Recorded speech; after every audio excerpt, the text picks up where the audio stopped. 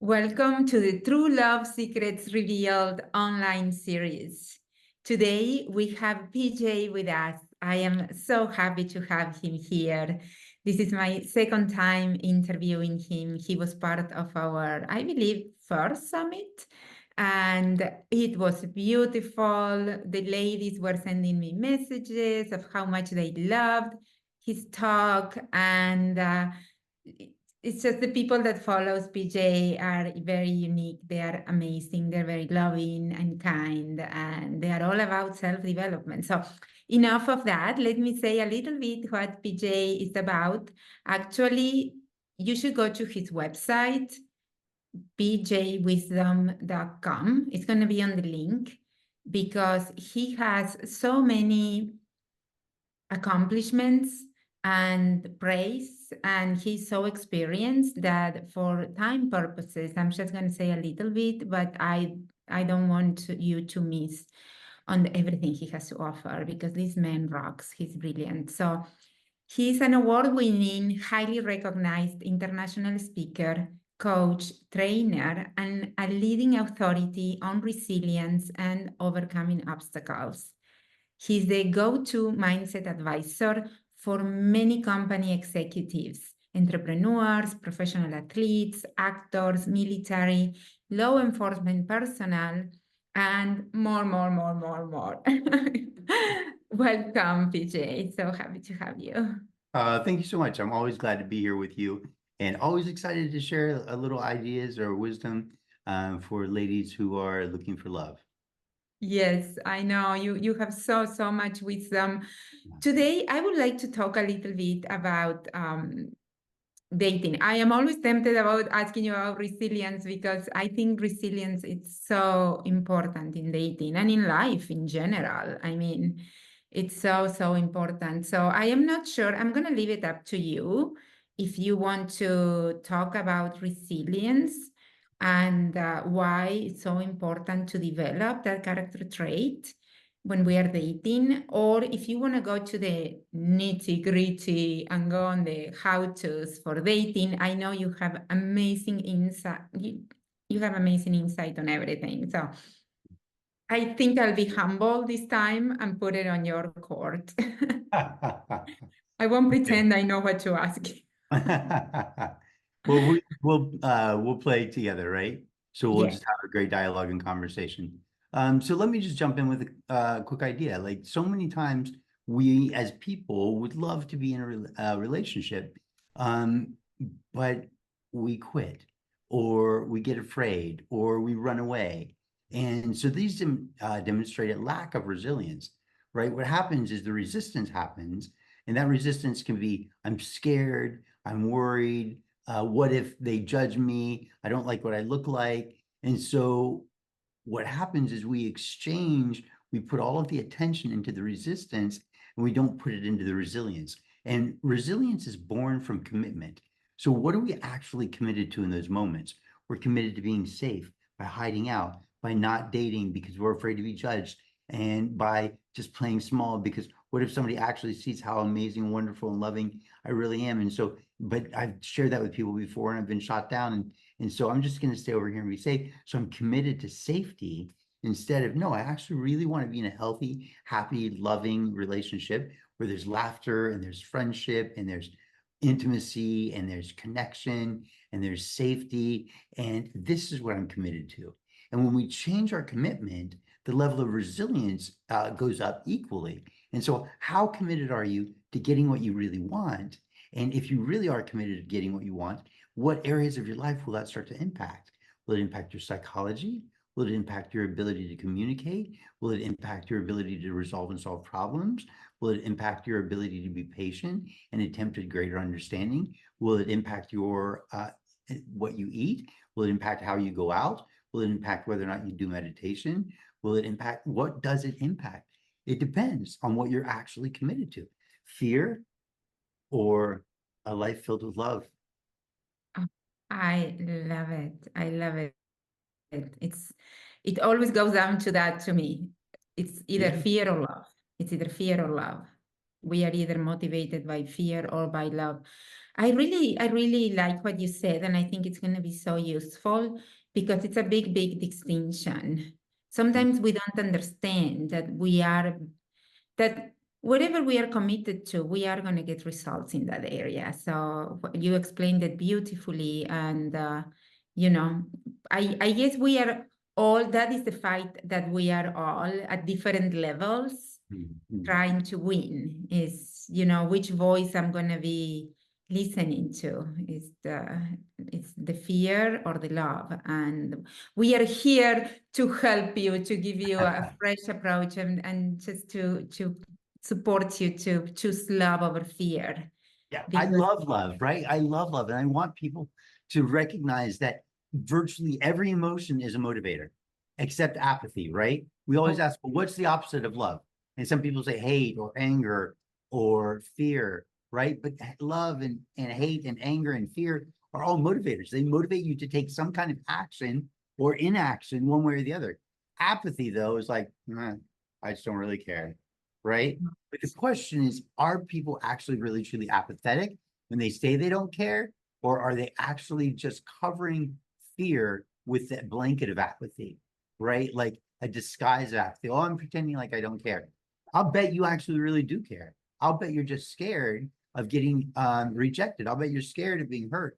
I'll bet you're scared of putting yourself out there and opening up your heart and not actually getting back what you want. And so you shut down to protect yourself. Listen, there's only two kinds of people in the world. There are free people and there are slaves. Free people make conscious choices based on what they want and what their commitment level is, and they move in that direction. Slaves are reactionary, and all reaction is a slave action. All reaction is a slave action. So if I'm afraid and I react by running away, I'm in slave mode in that moment. Not necessarily you personally. The conscious mind makes decisions for what you want. It's the unconscious mind that sometimes takes over and says, hey, we're scared we're going to get heartbroken again. So let's just hide in our little hovel. Let's just tuck away and pretend like we don't really care. Let's just say we don't ever want to find love again. But I don't believe that, because I genuinely believe from a deeper spiritual level, from a deeper psychological level, from a deeper emotional level, we want that connection. We want to be part of the tribe. We want to be part of the community.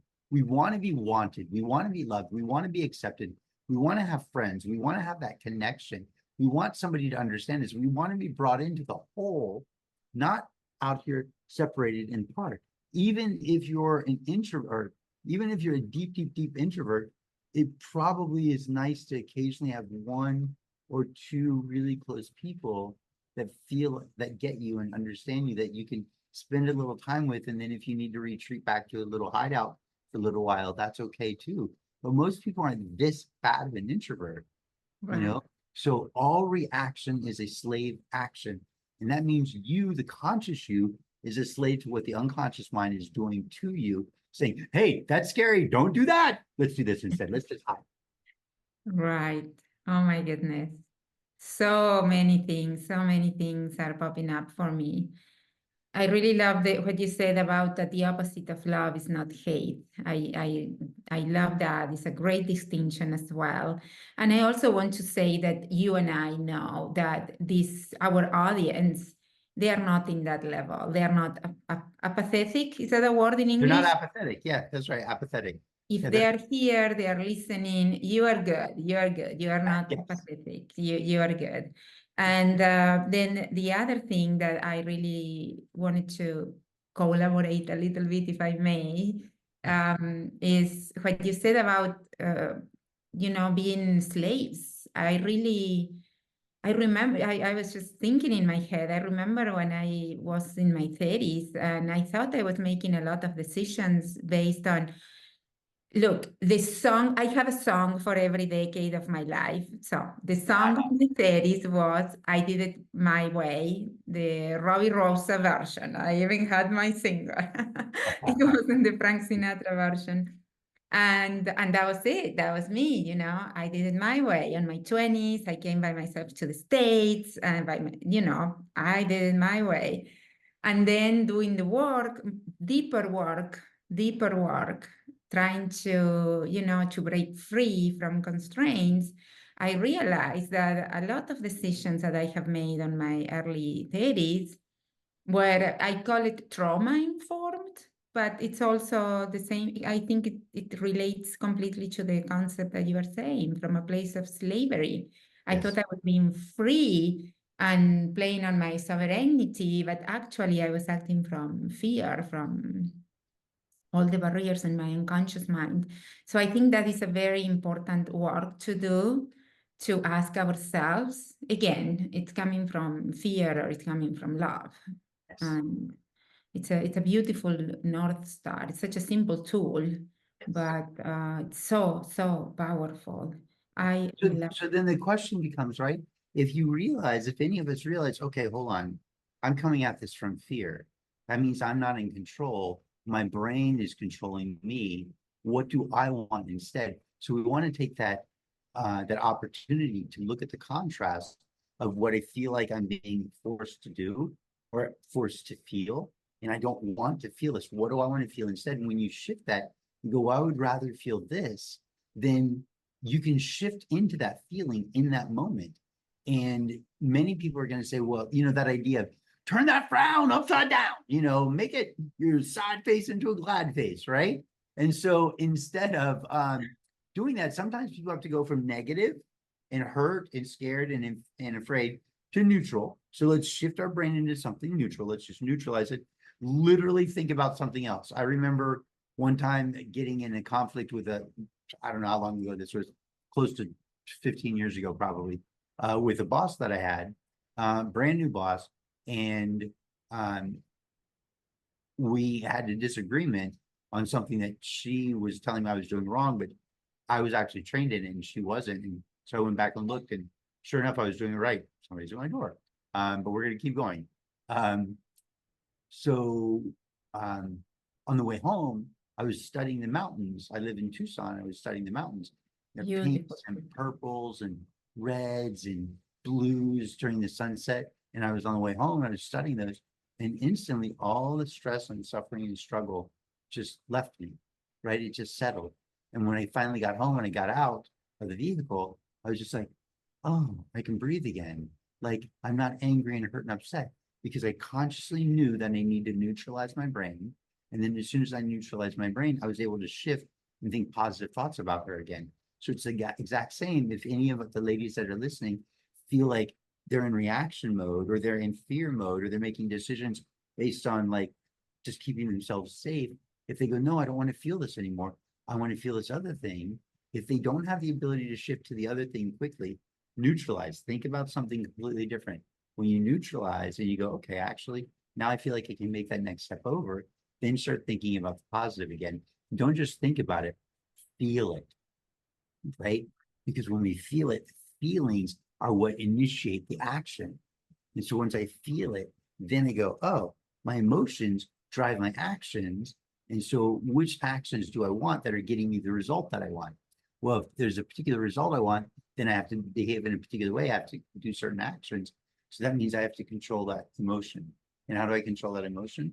By choosing what I'm going to think about, right? Right. And so by controlling what your mind is thinking, then all of a sudden you open up the possibility to have really good feelings. I don't have to do that as much anymore because they go, oh, what would I rather feel instead? And they go, well, I'd rather feel love and gentleness and patience.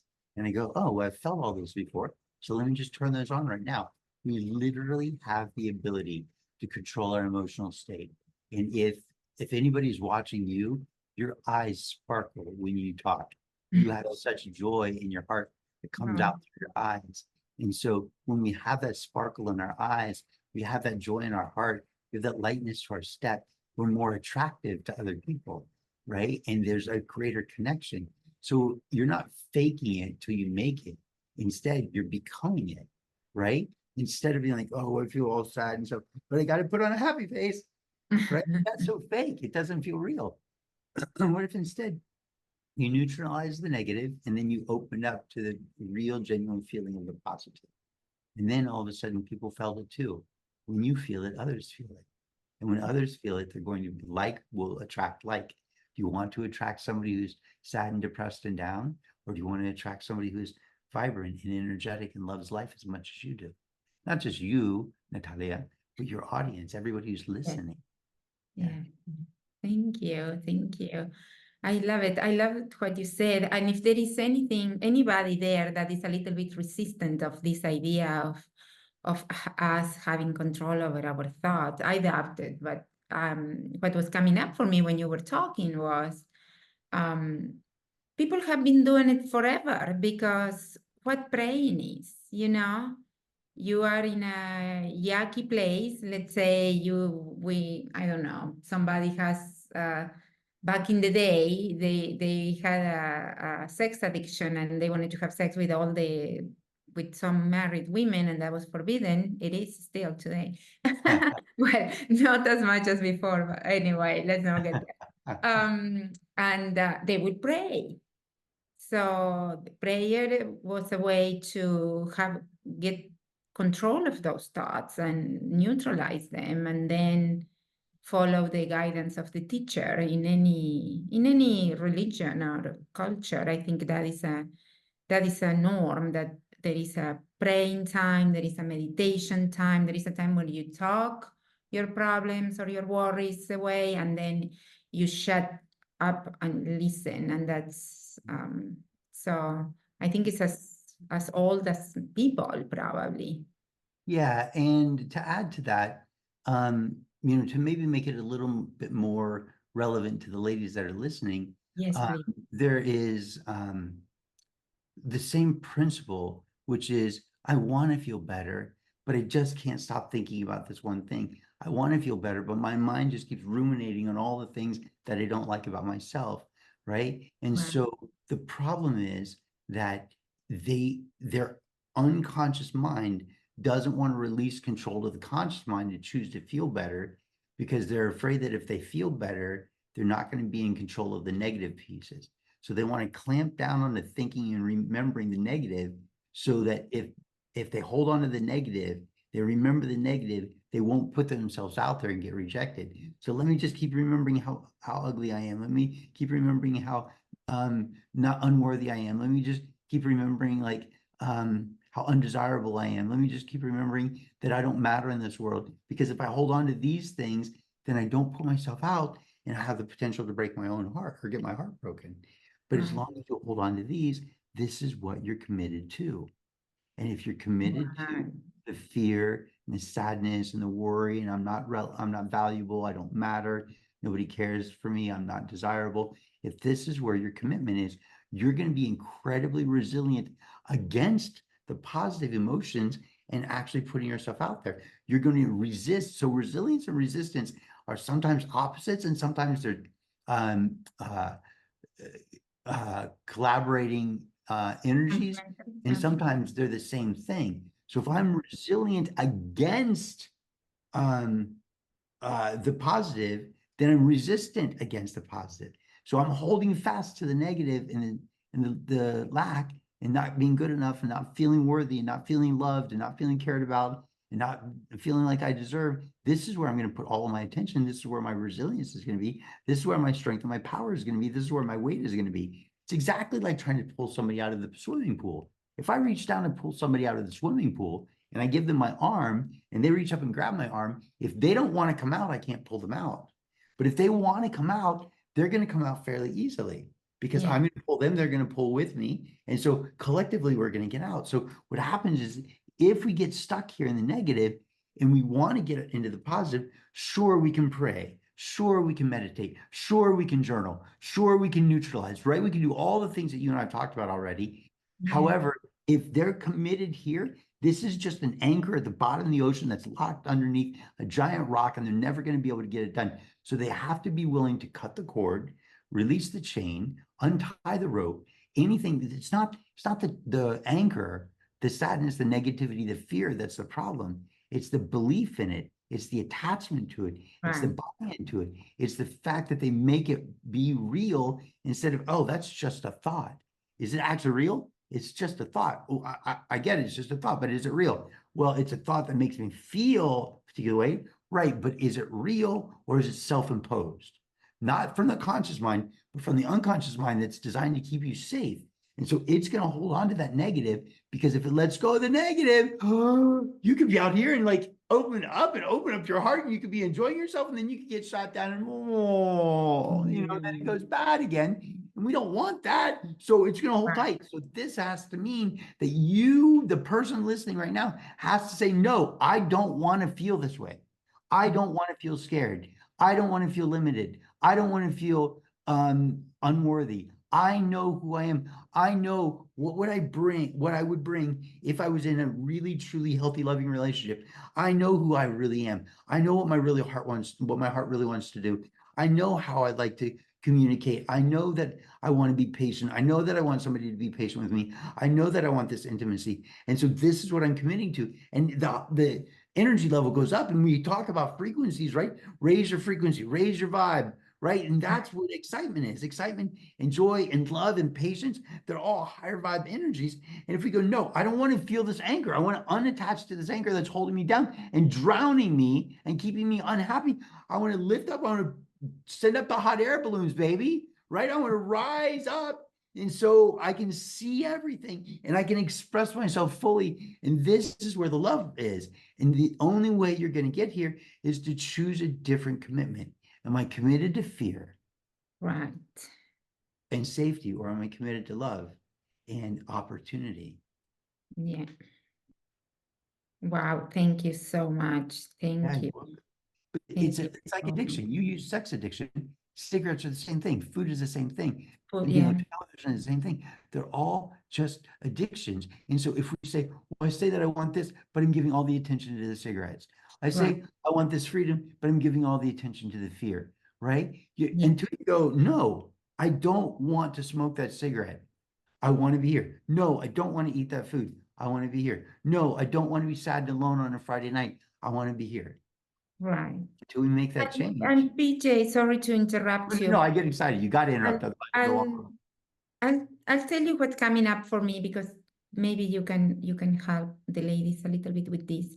So there is a commitment. We are committed to being sad, or to love or fear. Let's keep with those two. Keep it easy. For consistency. And so we are, in order to snap out of fear and to jump like a high-rise balloon, I love that what you said, to love and to stay there. So, or said in other words, in order to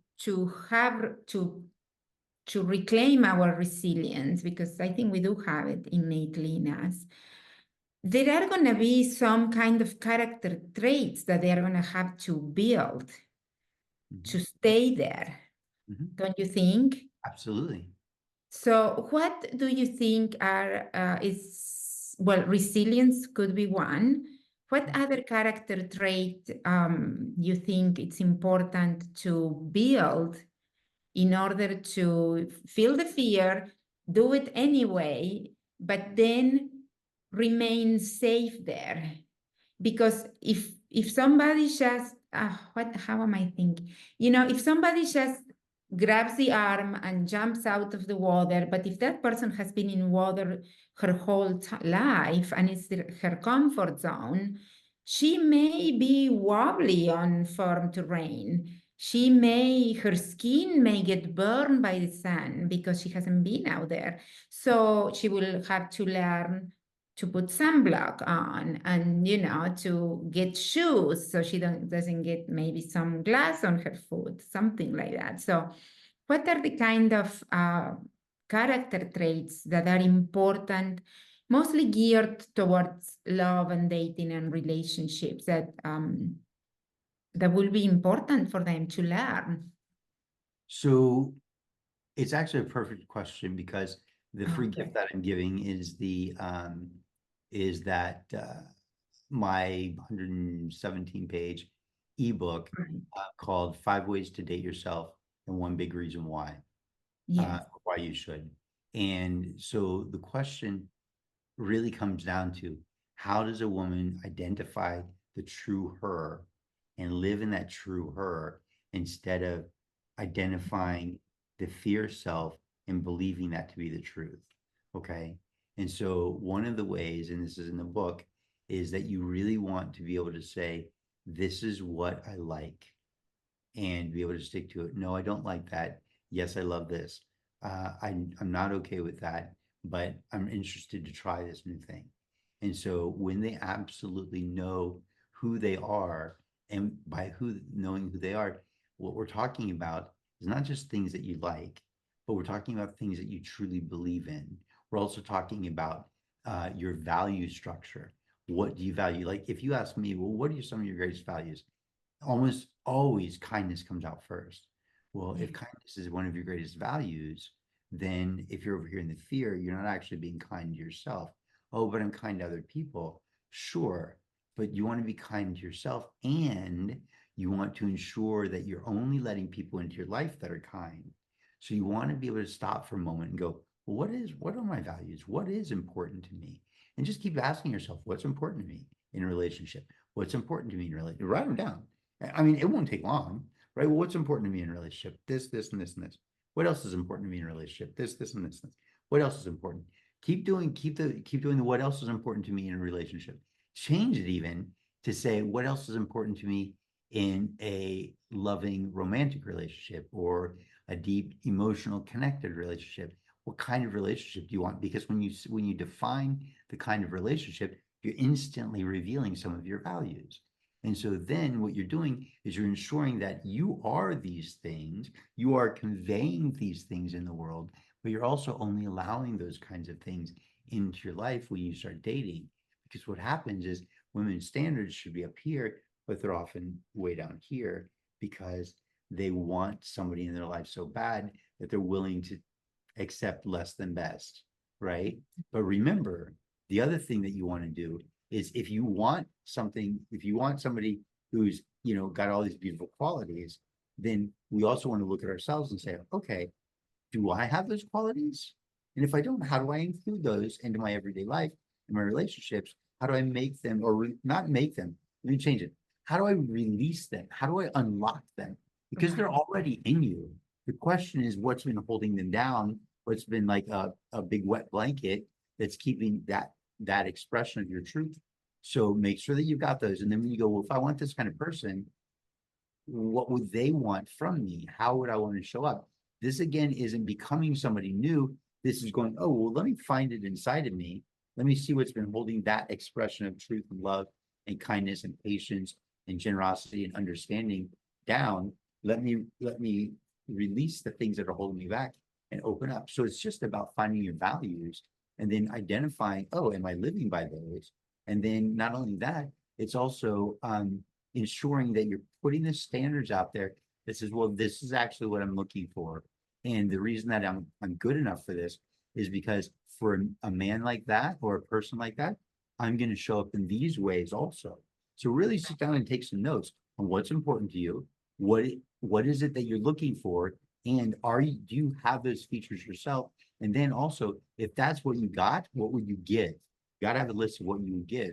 And you can't just be like, oh, if I get this, I'm going to give that. No, you have to start by giving it. You have to start by becoming it. Not becoming it as in, oh, I'm not it, but you start by releasing it. Let me say it that way, uncovering it, Right. releasing it from inside you already. Because if it's what you want, it's already in there. Right. Did that make sense? Did I offer what you're looking for? Yes, and I love the word you gave me the other day when we were talking, the reclaim. Oh, right.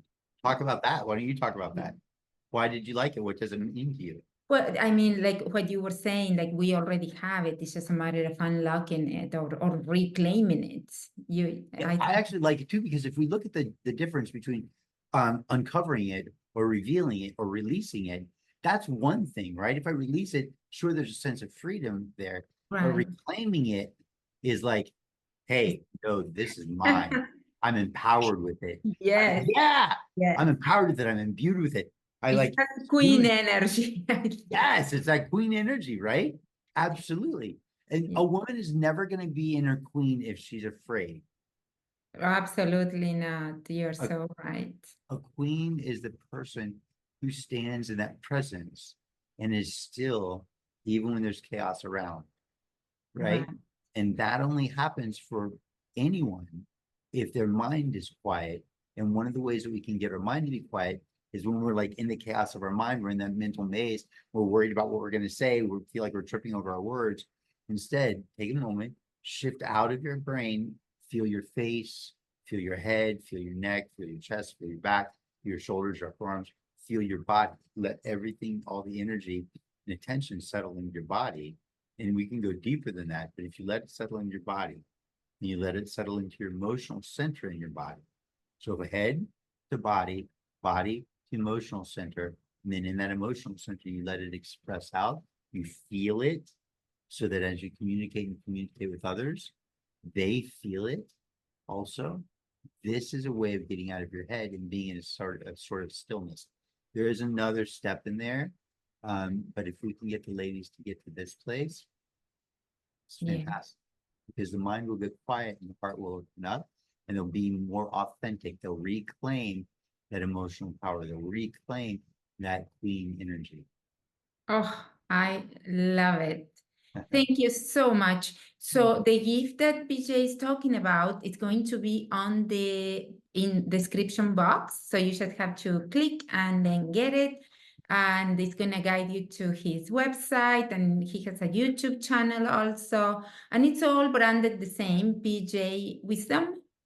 Yeah, PJ's Wisdom, PJS Wisdom, all one word, PJSWISDOM.com. The only one that's different is Instagram, and it's the PJ's Wisdom. Oh, yes, you're the other. Yes. So Instagram, it's beautiful. And would you like to say something else before we go apart? Yes. Give me a sec. I want it to come through me instead of from me. Yes. Love is the expression of your truth. And it does not come from you. It comes through you. And as a woman, if she wants to influence a man or those around her, if she just opens up and feels it coming through her, and she speaks that truth that's coming through her, then she'll never want for words, and she'll never question who she is, and she'll never doubt herself in that moment. So instead of letting it come from you, let it come through you, and then the truth will be spoken. Oh, love it. Thank you. Let it come through you, not from you. Big difference. I love it. Thank you so much, Vijay. You have no idea how much I thank you. Thank you. I love you a ton. You're amazing. And all women that are here listening to you are incredibly fortunate because you are the best. Oh, thank you. I receive it, and you are the best. Thank you.